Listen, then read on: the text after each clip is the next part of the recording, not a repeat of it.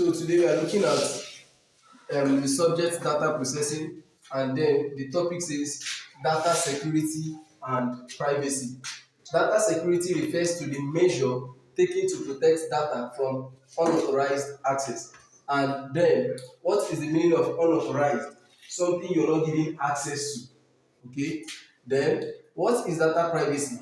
Data privacy refers to the practice of properly handling, storing, and protecting personal data to prevent unauthorized access. So this topic is trying to explain to us how we can protect our information in order for them not to get into wrong hands. From there we have importance of data security and privacy.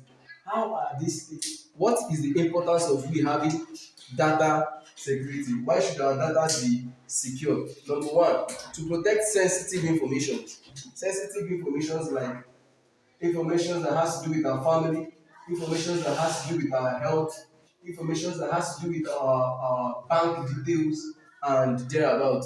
So importance of data security would help us to secure this information in order for them not to get into wrong hands. Number two says prevent identity theft and financial loss. What is the meaning of theft?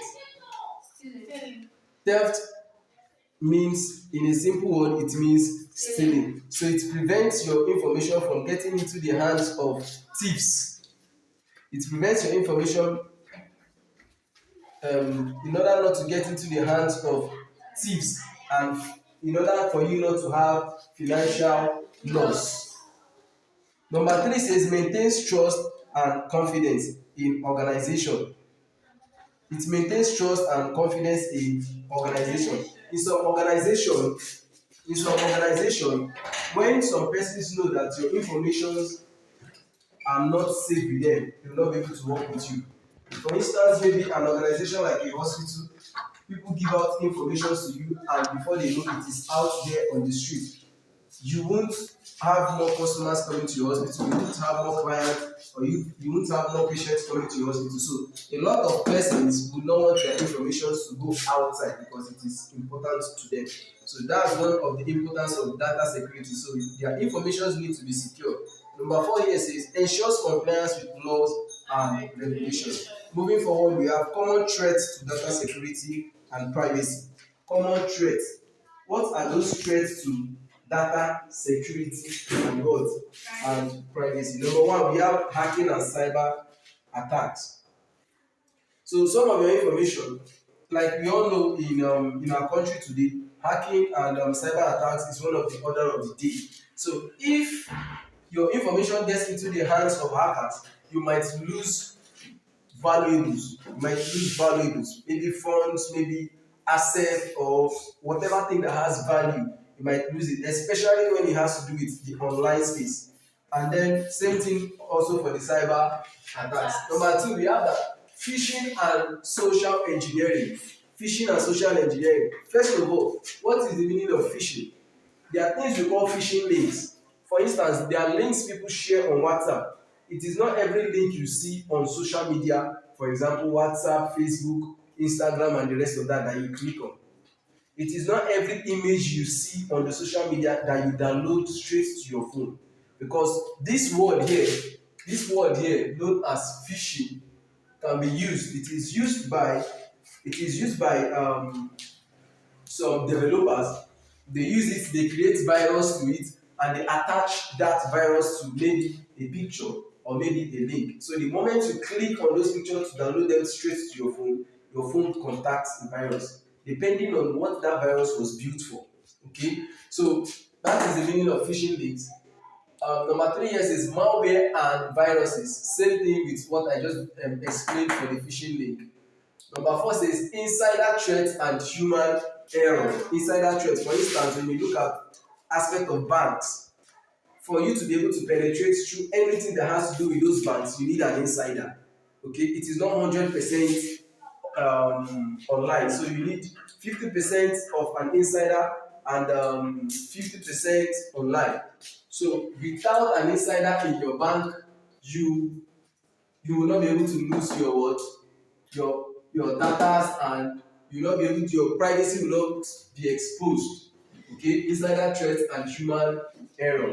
aside the aspect of banks, even in your home, there are some valuables that you do not want to send out, but because you have an insider that want to expose those things, you use them. Number five, physical theft or loss of devices. Physical theft, what does it mean? It means, okay, you can answer. Yes, physical stealing. So physical theft means physical stealing or loss of devices. And we all know what devices are. Our mobile phones, our accessories, our systems, and thereabout. Measures to protect data security and privacy. What are the measures we can take to protect our data security and privacy? Number one, use strong password and multi-factor authentication.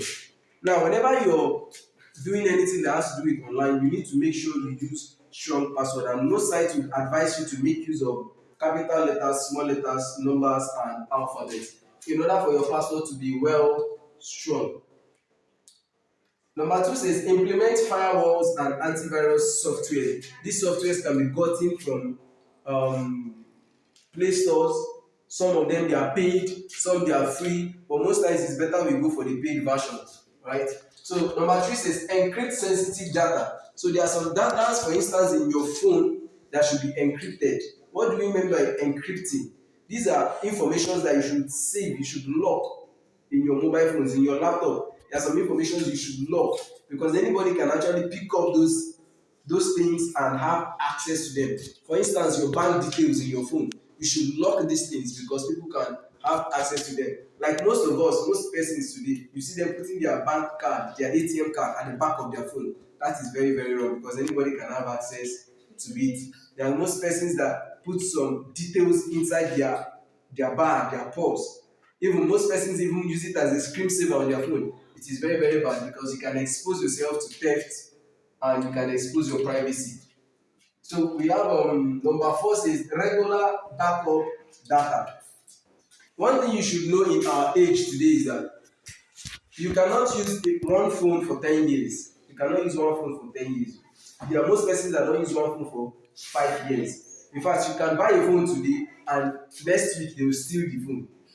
Okay, so this is the reason why whenever you're making use of any asset, whenever you're making use of any system, phone, or whatever, you should always do a regular backup.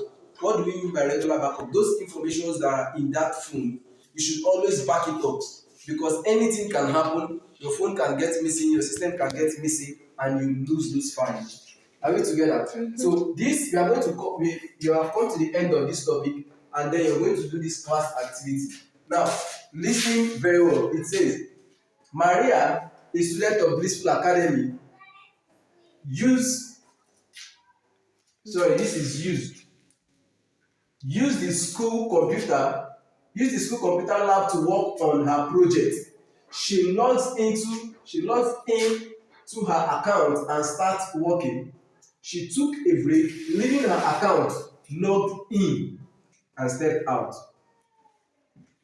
Her friend Alex decides to play a prank on Maria and sends an email to their teacher from Maria's account. Now, the question is, number one, what mistake did Maria make? Number two, what could Alex have done instead of trying to play a prank? And then number three, what are the consequences of Alex's action? What are the consequences of Alex's action? And then number four, how can Maria prevent this from happening? So I would like you to answer these questions and forward them to the group. Thank you very much.